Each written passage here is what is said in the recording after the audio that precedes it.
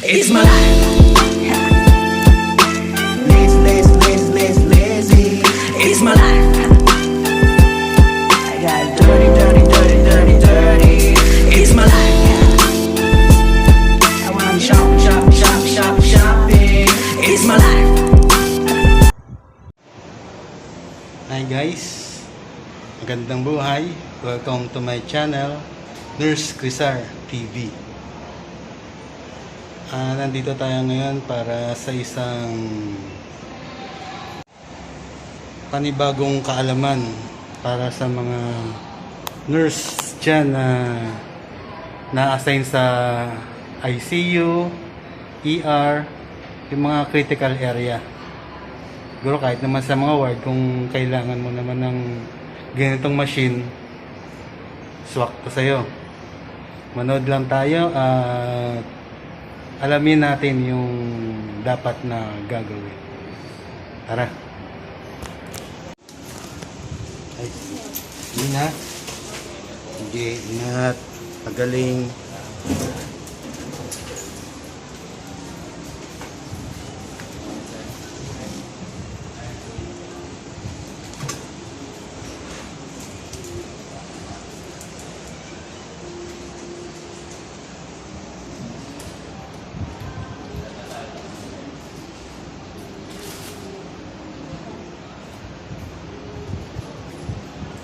Madilim ba dyan?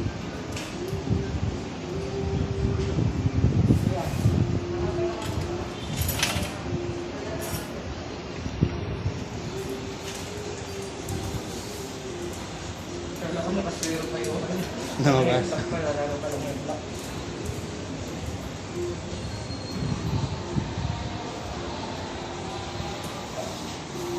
Ay, lalabas sa ano? OR? Sa ER daw. Ay, hindi, standby lang.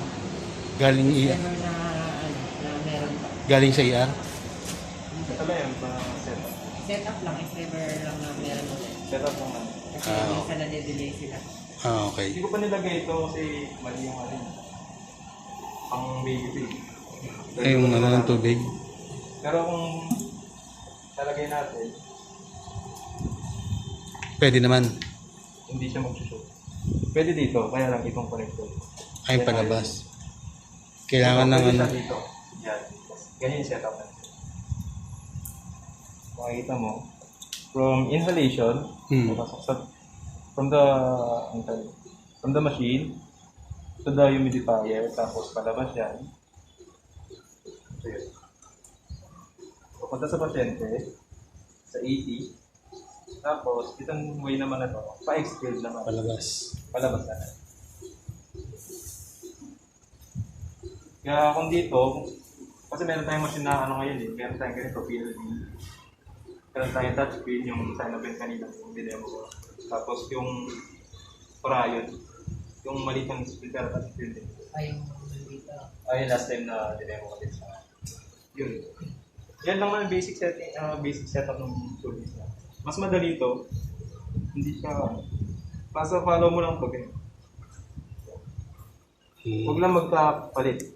Yung pasok niya tsaka paglabas. Hindi ka na magpapalit yan sigurado. Kasi may palabas. Ito yung exhaled to, ito yung pinaka-bulb niya. May exhale. Yan. Tapos, saksakan. Eto. Sasasak na dyan. Para maano natin.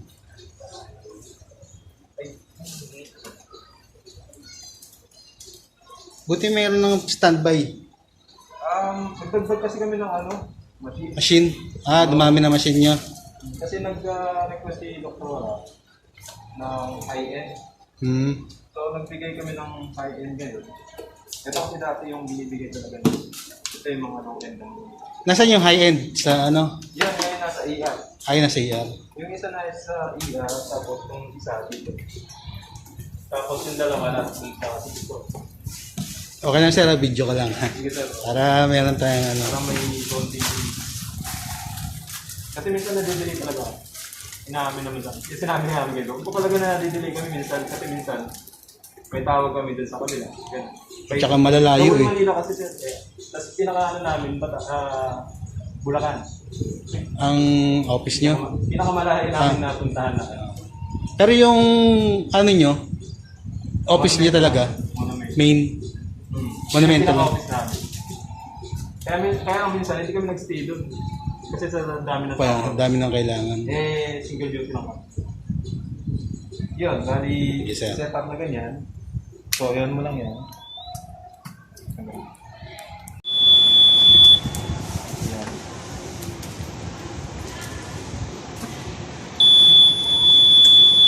Na-alarm talaga yun. Hmm. Nakita mo.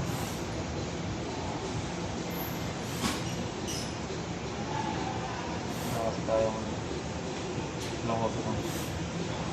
Ito yung mga modes natin. Ito yung control, assist control, yan, SIMB.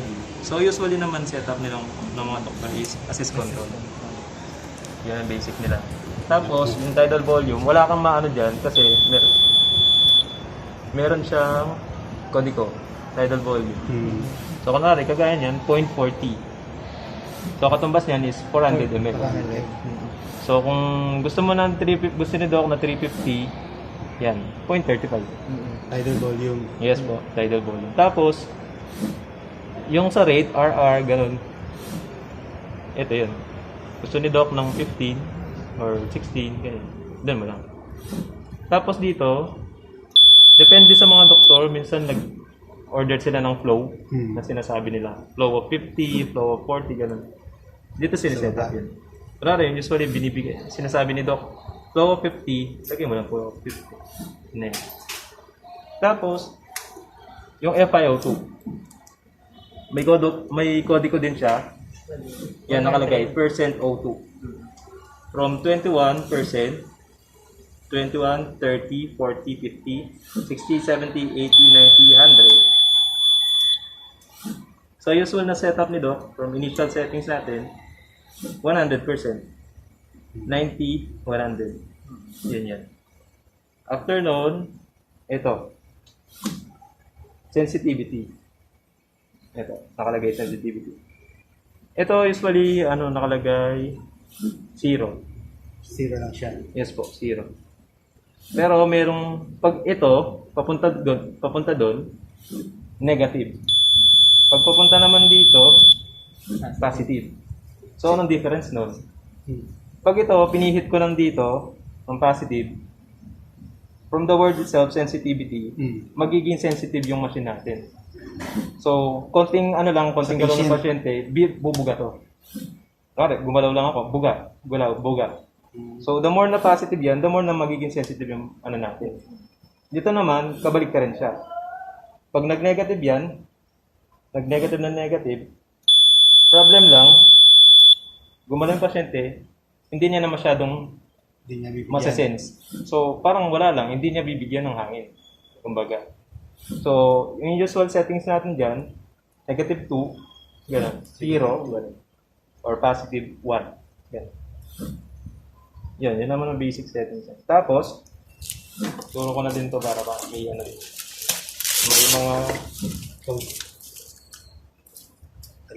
Alert code. Yes. May mga nurses din kasi minsan, medyo natataranta, hindi pa masyadong aware dito sa alarm codes natin. So, yan, may mga iba-iba. May AP, A1, A2, A3, A4, A5. So, kunwari, biglang nag-alarm yung vent natin. So, hindi mo alam kung ano bang problem. So, natataranta yung mga nurses. So, gagawin mo lang, check mo lang dito. Kunwari, AP to, or A1, yan. Tumunog yung vent. Lalabas siya sa... Anong nakita? Yan. Yung lumabas, A4. Tama. Yan, nag-blink siya A4. So, kung nakita mo yung A4 doon, dito, yan, A4 dyan, nag-50 na kasi. Ano na yan yun yung flow. Pero, kung yung kanina tumunog, A4. Doon na. So, ito yun. Niya, dito lalabas. Yes. Parang kode ko na to nakita mo A4. So, ibig sabihin, check oxygen system. Kasi, wala tayong tangke. Pwedeng reason din, ubos na yung tangke natin. Gagawin mo lang doon, magpalit ka ng tangke. Tapos, ito naman, ayun, nahulog na. Tapos, ito naman, AP, parameter set out of range. Kunwari, hindi ko naman masabi na may mga bato pero wala namang ano. Or, nasagi. Kunwari, itong tidal volume mo is naging 1,000. Naging sobrang taas. Piniit-piit na ganon. So, lalabas doon AP. Parameter set out of range. Parang masyado ng malaki or taas yung settings mo. Balik mo lang sa dati. Check mo lang lahat yung settings mo kung tama ba yung doon sa order. Tapos, pag lumabas tong A1, check AC or battery power. Check mo lang dyan, dito. Yun, nakikita mong green na yan, okay yan. Ibig sabihin, gumagana yung Battery. socket natin. Pero, pag ito lumabas, yan, kulay yellow, dito, internal battery, ibig sabihin, gumagana yung internal battery ng machine natin. Parang sa cellphone din naman ito eh. Kung natanggal doon, lalabas to, mag-yellow. Siya na battery sa loob. Yes, yes. Yun yung lalabas. So, double check mo lang doon, baka natanggal or nag-loose lang. So, iyan mo lang. Tapos, mako-confirm mo yun pag nag-green na siya. Babalik na sa dati. Mawawala na yung alert. Tapos, A2. Check patient circuit disconnect. So, kagaya nito, kanina na-disconnect. Yan. Tanggal sa pasyente, yung mga loose, tanggal. Ito, natanggal. Check mo lang. Or, mismong sa pasyente natanggal. Ito. Baka natanggal dito. Na-disconnect sa pasyente. Na-disconnect to. Yan. Balik mo lang. Double check. Huwag mataranta. Tapos, pag nawala na yan, ibig sabihin yun, yung reason talaga. Tapos, A3. Ito yung kadalasan na nakikita. Check patient circuit high pressure. So, meaning nito, kunwari, yung pasyente mo sobrang secreted or mga secretions. Gawin mo lang mag-suction ka. Suction. Or it's either, yung pasyente mo is binabite niya yung tube. Gising. Conscious. So, doon ka magkakaano. Doon, yun yung pwedeng maging reason mo. Or depende sa assessment mo pa rin sa pasyente. Diyan, ay di ba alam pagka ubo ng ubo yung pasyente? Yun, Ayan, isa. Kumbaga, may pressure siya nilalabas, may hangin siya nilalabas. Meron din to. Di ba may sasabay. sensitivity tayo? So, kunwari, may na-sense ng makina natin na, umubo or maglalaban sila. Kaya may high pressure na lalabas. So, ang gawin mo lang, it's either, kung conscious yung pasyente mo, gising na, pwede mong i-recommend or depende kayo doon. Gusto niyo from AC. Yung AC kasi, AC mode na yan, is usually sa mga unconscious patient, GCS3, ang gano'n. AC assist control. Yes, yes. Unstable or wala talaga sa ulirat. Automatic control. Yes po. Assist control po. Assist control. Opo. Yun yung usual na So, kunwari, from assist control, gising na yung pasyente mo, mag-a-alarm yan. Kasi naglalaban sila. So, pwede mong i-recommend kay Doc na, Doc, baka naman gusto mo ng SI. SINV. Baka gusto mo para hindi sila naglalaban. Kasi kung palaging dito, Mag-alarm. mag-a-alarm. Or it's either sa decision ni Doc. Kasi meron pasyente na hindi talaga kaya ng SI. Nagdedesat, nagtatakipnik, gano'n. Depende pa rin sa... Or kung gusto ni Doc, kung assist control pa rin yan, pwede siyang, para hindi nag-a-alarm, is magbigay siya ng muscle relaxant, or patulogin ng pasyente, para hindi naglalaban. Gano'n. Tapos, A4. A4 yung nakita kanina. Kasi wala na siyang laman. Or hindi nakahook sa auto tank. Then, A5. Ito, medyo naman, madalang. Terminal failure, ibig sabihin may problem na talaga sa Machine mismo. Yun lang. Tapos dito, humidifier. Ilagyan ba yun, sir, ng tubig? Yes, nilalagyan ng tubig. Ano Ito, klaseng ibang, tubig? wag lang tap water. Clean water, okay lang. Sterile water, pwede, mas okay din. Kasi, diretso sa baga ng pasyente ito. Kung tap water nilagay mo, ay, kawawa. Siyempre, Ay, yung yung purified. yes po, pwede po, mas okay po yan. Kasi kahit ikaw naman, umiinom ka ng tubig, di ba? Gusto mong malinis. Huwag lang yung tap water. Kailangan sterile. Huwag lang tap. Ito pang Neo, papalitan pa kasi ito eh. Meron kami na yung pang-adult talaga. Meron siyang guhit na black. Kung mapansin niyo yun, kulay black. Yun yung pinaka-limit niya. Level. Level niya. Huwag lang sosobra doon sa taas kasi nga yes po, lalabas or yung bibigay na hangin nito is mag-iiba. Yun. Ano po? Kailangan puno yung tangke. Yes po. Not necessarily may tutunog po yun, kunwari mga 500 na lang yung laman ng tangke, tutunog po yun. Pero mas effective ba siya kung puno hanggang kalahati lang? Para Yes po. Mas effective po kung po. kung kalahati na lang, para maibigay na lang sa ibang pasyente yung Oo, na pwede rin po, ma'am. Kasi meron siyang, ito na. Actually, si Rapper. Gauge. Ang gauge niya. Ito, kung makita nyo, i-ano ko na din kasi minsan na ano din. Sige, sir. Saying auto gauge. So, itong gauge na to is laman nung tangke natin. Okay. From 0 to 500 to 1,800 or 2,000. Yun na yun. So, makita mo, pag umabot na ng 500, yun, humihina. critical na, humihina na. Tapos, ito pa yung ano niya, backup niyan. Kung ito, yung pinaka-normal kasi, ito naman pala is pressure mismo sa tangke. So, minamaintain natin yan to 40 to 60. Pag bumaba yan, ibig sabihin, yung pressure dun sa tangke is bumababa na. Hindi siya maganda para dun sa machine natin. 40 to 60. Yes po. Madedetect din ng machine natin. Kaya lalabas na A4. A4. So, kailangan mo na magpalit. Parang ganun. Kung ito naman, sabi ko sa kanila, kunwari, nagloko nga, hindi natin masabi. Nagloko to, biglang kakapalit mo lang, 1,800, biglang nag-zero. Check mo lang to. May pang backup ka naman eh. Pag ito, nasa within 40 to 60 at hindi nag-a-alarm yung belt natin, okay pa. So, Tapos, anong problema? itatawag mo lang. Meron po kasi siyang ma'am, yung diaphragm. Parang, Baka nag-stop. yes po. Pwede po dun sa pagpapalit ng tangke. Kasi yung ito, sa loob niya, meron siyang parang sensor or gano'n. Sa mga engineer kasi yun. Kaya yung ginagawa namin is pinaprime namin yung auto tank. Pang-abang lang to. Muna, prime meaning parang bubuksan mo ng konti. Parang pasingawin mo lang ng konti. Kasi pag meron siya sa loob na yung tangke, meron yung dumi. So kunwari, nilagay mo to sa tangke, hindi ka nag-prime, papasok doon Pag yung nagrekta. dumi. Yes. Papasok yung dumi, sensitive to sa dumi. Kaya nangyari, masisira to. Kailangan talaga mag-ano muna. Yes. Release ka muna ng konti. Tanggal ka muna ng ano. Oo nga, hindi sa amin nasasabi yun.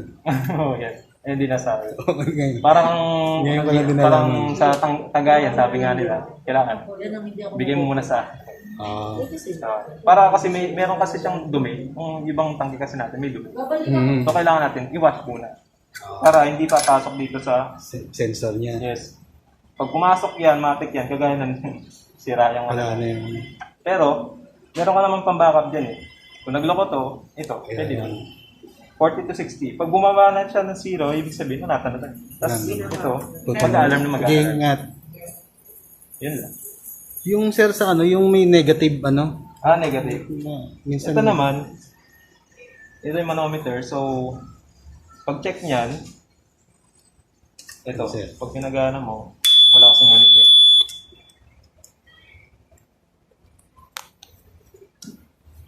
Pag pinagana ko yan, itatakpan ko siya. Yan, tataas. Yan, ito nyo. yung palo niya. Yes. Yan, dapat papalo siya. Pag yan hindi pumalo, ibig sabihin, pwedeng nakating to or hindi maganda yung pagkakasetup mo. Ay, malaki yung palo. Kung yung palo niya yan hanggang doon lang, 20, 30, may problem. Yan. 2030. Yes. Yan. Kailangan ma-reach niya yun. Palo talaga. Pag wala, ibig sabihin, pwedeng loose to or may tanggal. Pwede kasi tanggalin ko to. Kahit anong gawin mo dyan, hindi tataas. Yun lang naman na yung i-check mo dyan. Tapos, yung sinasabi ng sir na parang may nagne-negative, Yung negative na. biglang bawi. Ito naman normal kasi dyan eh. So, Zero. zero. Pag nagganon, ibig sabihin may spontaneous pasyente. Parang inhigop niya. Kumbaga. Kahit ikaw, higop ka, di ba? So, pag higop niya, magne-negative siya. So, pwedeng gawin mo dyan, kung hindi talaga kung patuloy yung nagne-negative siya, tanggalin mo sa dito, tapos ilagay mo ulit. Balik lang. Yes, balik mo lang sa Or kung hindi, ayaw talaga nagne-negative, taas mo tong sensitivity mo.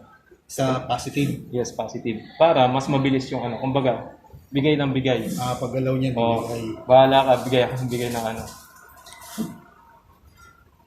Yun. okay. Kasi nakikita din naman ng mga nurses yan, nagne-negative siya. Kaya sila, baka may sira yung machine, sabi mo. Hindi. Pag may nagne-negative pressure yan, ibig sabihin may spontaneous pasyente mo, humihigop. Yun. Yun lang naman mga yan. Assist control, SIMB ang dalawang Yes. Yan yung usual na dito lang setup. Yes. Initial settings naman, AC mode, assist control mode. Yan. Yun na yun. Tapos tidal volume, rate, flow, FiO2. Yan naman yung usually settings nito. It's either magbigay siya ng PIP. Ay, yung PIP, sir. Ano yung PIP? Yung PIP naman, wala akong PIP device eh. Device yun. Yes. Yung PIP, bulb siya actually. Para siyang ganito, bulb, pero lalagyan mo siya dito. Sa dulo. Nagbigay na kami last time, pero nawala nila dito. Hindi ko alam kung na-enter sa'yo. Binigay nung kasama ko dito, yung PIP PIP bulb. mismo. Kaya lang, nawala yata. Naisama dun sa basura. Pero mahal talaga yun. Dito yung... Ganitong kulay siya. Tapos lalagay siya dito. Yan. Device siya. Tapos meron siyang parang guhit-guhit na, kunwari, 5, 10, 15, 20, gano'n. Hindi namin napansin mo. Oo. Siguro nung tinapon Hindi na dos na naisama meron din. ganito. Kasi ako nga yung huling nun eh. Oo. Ang sabi sa akin, nandun sa Dito. Sabi ko, sa wala ET. ko nakitang ET sa ET. Oo, hindi, wala. Pero hindi itong huli, hindi ko napansin. Oo, dito yun. Nandiyan ang PIP.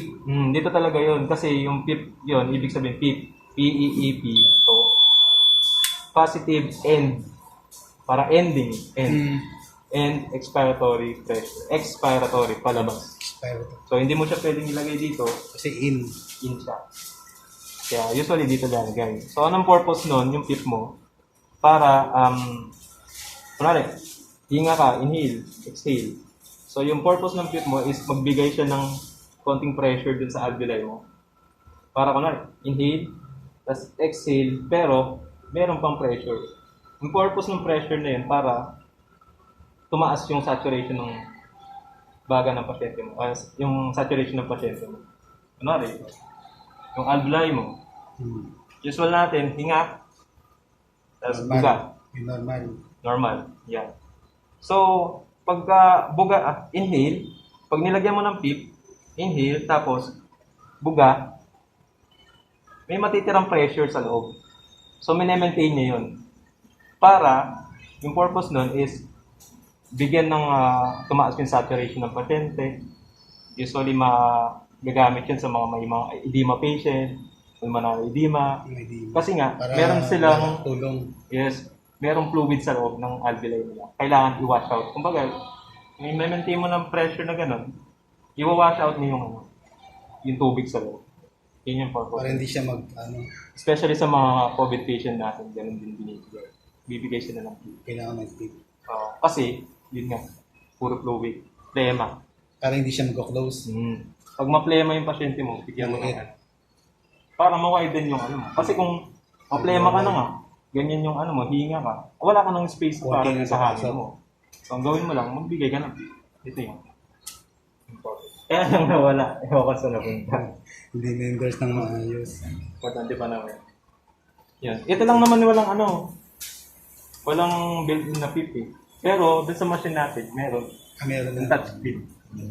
Meron dyan? Oo, meron din. Kung makita mo nakalagay, PEEP. Yun na yun. Ito naman kasi external siya eh. Ilalagay. Sige, maraming salamat. Share nyo na lang sa sir. Pangalan mo, sir? Jeff. Jeff. Thank you. Jeff, tama.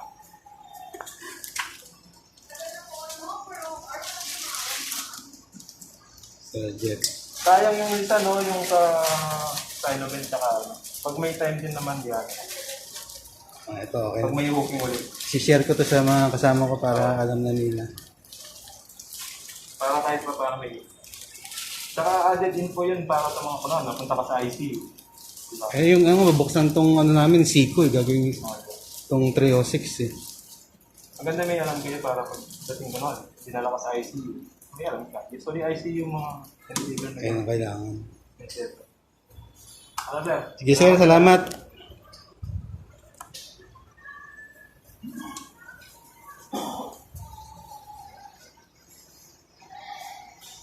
Ayun ang setup.